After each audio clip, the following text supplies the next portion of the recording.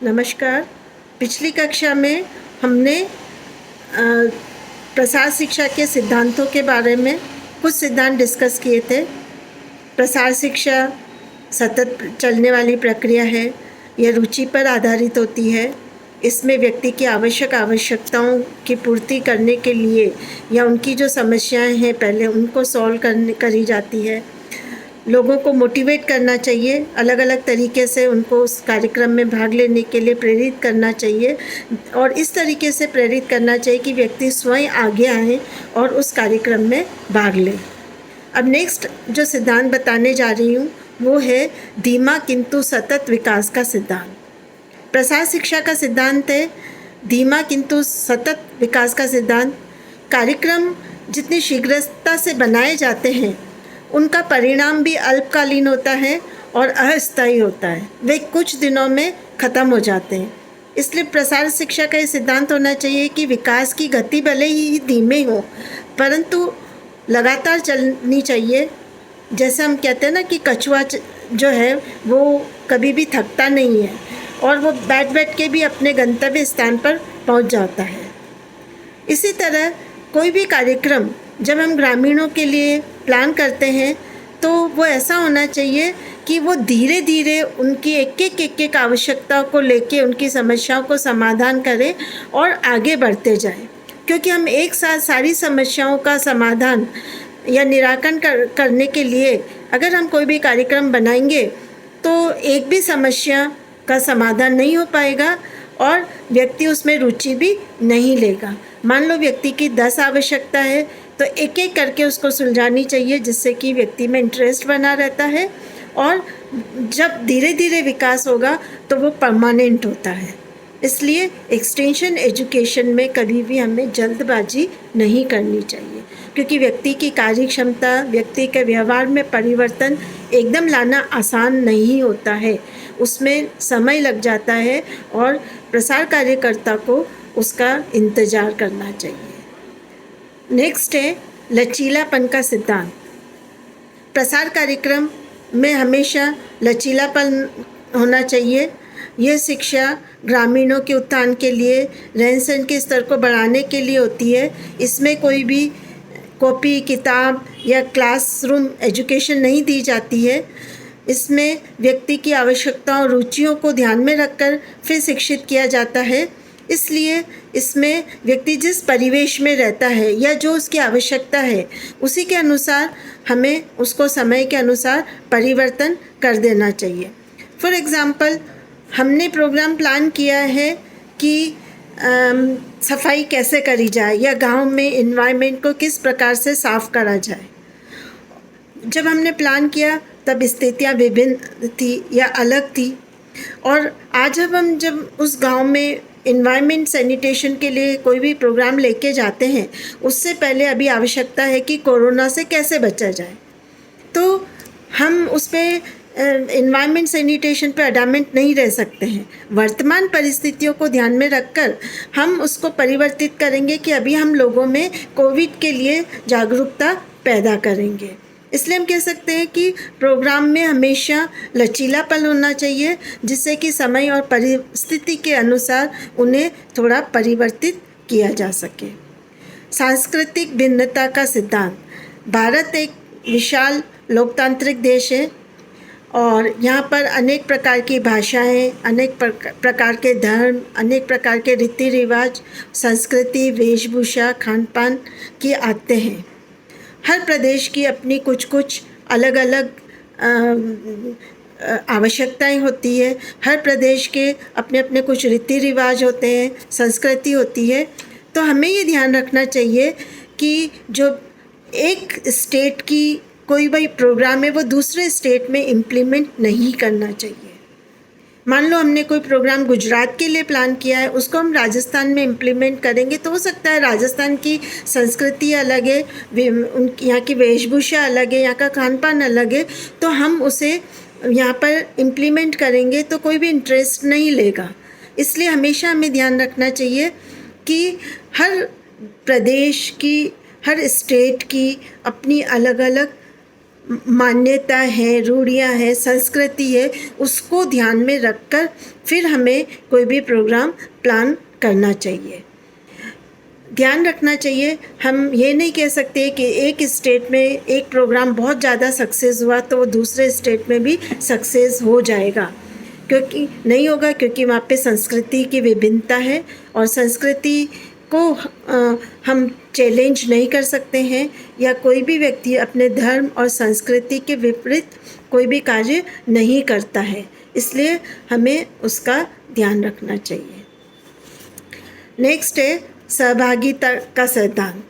किसी भी कार्यक्रम को सफल बनाने के लिए लोगों की सहभागिता आवश्यक होती है।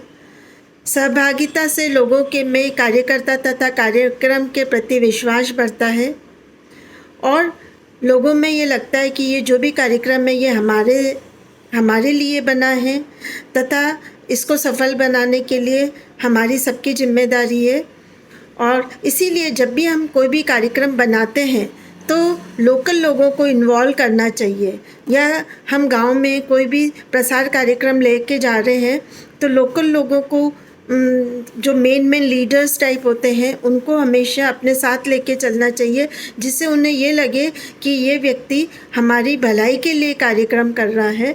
इसलिए हमेशा गांव के व्यक्तियों को उसमें प्रोग्राम प्लान करने में, एग्जीक्यूट करने में उन्हें इन्वॉल्व करना चाहिए और उनके ऊपर कोई रिस्पॉन्सिबिलिटी देनी चाहिए, उनको कोई उत्तरदायित्व देने चाहिए। उत्तरदायित्व देने से उन्हें प्रसार कार्यकर्ता पे विश्वास हो जाता है और उनमें हम की भावना आती है और फिर वो ज़्यादा से ज़्यादा लोगों को प्रेरित करने की कोशिश करेगा।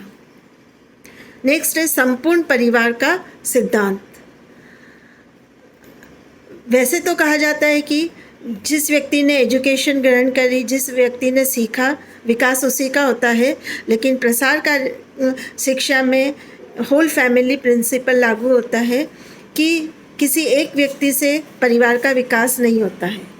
पूरी जब भी हमें कोई भी कार्यक्रम लेकर जाना है उसमें पूरे परिवार को, सदस्यों को इन्वॉल्व करना चाहिए, क्योंकि परिवार जो है वो समाज का एक केंद्र है, सामाजिक संरचना का केंद्र है। अगर हम पिता को इन्वॉल्व करते हैं तो पुत्र को भी इन्वॉल्व करना चाहिए, पुत्र को इन्वॉल्व कर रहे हैं तो उसकी वाइफ को भी, उसकी मदर को भी इन्वॉल्व करेंगे तो सब में एक हम की भावना आएगी और हर व्यक्ति एक दूसरे की हेल्प करेगा और उससे हमारा कार्यक्रम सफल होगा। नेक्स्ट है नेतृत्व का सिद्धांत। किसी भी कार्यक्रम की सफलता के लिए स्थानीय नेताओं का सहयोग एवं सहभागिता आवश्यक है। ग्रामीण लोग अपने नेता पर ज़्यादा विश्वास करते हैं। नेता जो कहते हैं वो तुरंत वो कर देते हैं, क्योंकि उन्हें नेता पर भरोसा होता है और वो उसे अपना संरक्षक मानते हैं और उनकी हर बात सुनते हैं। अगर नेता कह देगा इस कार्यक्रम में नहीं जाना है तो उनकी कितनी भी इच्छा क्यों ना हो वो उस कार्यक्रम में नहीं जाएंगे। और आप देखते हैं कि कहीं पे भी रैली वगैरह होती है, कोई भी रैली, किसी भी पार्टी की रैली होती है, उसमें पूरे गांव के सब लोग आते हैं, बच्चे बड़े बूढ़े सब ट्रकों में, गाड़ियों में भर कर आते हैं। वो क्यों आते हैं? क्योंकि स्थानीय नेता उन्हें मोटिवेट करता है और स्थानीय नेता उन्हें लेकर आता है और वो उस नेता पर इतना विश्वास करते हैं कि बच्चों तक को भी वो लेके रैली के अंदर आ जाते हैं। इसलिए जब भी हम कोई भी प्रसार कार्यक्रम बनाते हैं और उसको गांव में के लोगों को लेके जाते हैं तो उसमें हमें लोकल लीडर्स को ज़रूर से इन्वॉल्व करना चाहिए और लोकल लीडर्स के थ्रू ही ग्रामीणों से कांटेक्ट करना चाहिए, जिससे हमें बहुत फ़ायदे होते हैं। एक तो हमारा काम आसान हो जाता है क्योंकि हम लोग पूरे गांव की ज्योग्राफी नहीं जानते हैं। सेकंड, कौन व्यक्ति ज़्यादा पावरफुल है, कौन व्यक्ति ज़्यादा लोगों को मोटिवेट कर सकता है, वो भी हमें नेता बता देता है और नेता के साथ जाने से लोग भी हमें रेस्पॉन्स अच्छी तरह से देंगे। इसलिए हमेशा जो है वो लोकल लीडर्स को इन्वॉल्व करना चाहिए। फॉर एग्ज़ाम्पल कॉलेज में हम देखते हैं कि अगर प्रेसिडेंट हमारे साथ है तो हम लड़कियों से आसानी से कांटेक्ट कर सकते हैं, और अगर हम ऐसे ही जाके बात करेंगे तो शायद कोई भी लड़की हमारी बात नहीं सुनेगी। नेक्स्ट है प्रशिक्षित विशेषज्ञों का सिद्धांत। प्रसार शिक्षा का मुख्य उद्देश्य होता है कि लैब में जो भी इनोवेशंस होते हैं, नए नए जो जानकारियाँ होती है, नए नए रिसर्च होती है, उनको उन तकनीकों को ग्रामीणों तक पहुंचाना। तो ये ध्यान रखना चाहिए कि पहुंचाने के लिए हमें जो भी हम प्रसार कार्यकर्ता चुने या जो भी व्यक्ति को चुने, वो क्या होना चाहिए, ट्रेंड होना चाहिए। वो ट्रेंड होगा तो वो गांव के लोगों को भी ट्रेंड कर सकेगा। उसमें सब्जेक्ट मैटर की मास्टरी होनी चाहिए, तभी वो दूसरे लोगों को भी वो सिखा पाएगा। फिर इसमें है कि जो भी प्रसार कार्य करता है उसको कभी भी पार्टी पॉलिटिक्स को इन्वॉल्व नहीं करना चाहिए, निष्पक्ष रहना चाहिए। किसी भी एक व्यक्ति को ज़्यादा फेवर नहीं करना चाहिए। एक व्यक्ति को ज़्यादा फेवर करेंगे तो गांव वाले सभी अपोज हो जाएंगे या अपोजिशन करेंगे। इसलिए हमेशा ध्यान रखना चाहिए कि हमें किसी एक व्यक्ति को फेवर नहीं करना चाहिए। नेक्स्ट है स्थानीय संगठनों के सहयोग का सिद्धांत। प्रसार कार्यक्रम को सुचारू रूप से चलाने के लिए गांव में जितने भी संगठन हैं, चाहे वो सरकारी और गैर सरकारी जितने भी संगठन चल रहे हैं, उनका हमें सहयोग लेना चाहिए।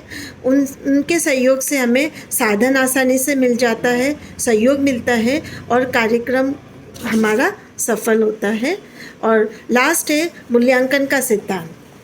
जो भी हम कार्य कर रहे हैं, जो भी हम नई तकनीक और सूचना हम लोगों तक पहुंचा रहे हैं, वो किस हद तक लोग उसे ग्रहण कर रहे हैं, किस हद तक लोगों के रहन सहन में परिवर्तन आया है, या लोगों का उनके प्रति क्या एटीट्यूड है, ये सब हम मूल्यांकन के द्वारा ही जान सकते हैं। मूल्यांकन हम व्यक्ति से भी ले सकते हैं, मूल्यांकन हम नेता से ले सकते हैं, या हमने कोई चीज़ सिखाई है तो उसका हम वाइवा टाइप या इंटरव्यू टाइप भी लेकर हम उसका मूल्यांकन कर सकते हैं। मूल्यांकन से हमें ये पता चलता है कि हमारा कार्यक्रम कितना सफल रहा और उसमें हमारे को कितनी असफलता मिली है, ताकि जब हम अगली बार कोई भी अपना प्रोग्राम प्लान करें तो हम असफलताओं के पॉइंट्स को ध्यान में रखकर प्लान करें, जिससे कि हमें बाद में कोई भी कार्यक्रम में असफलता न मिले। धन्यवाद।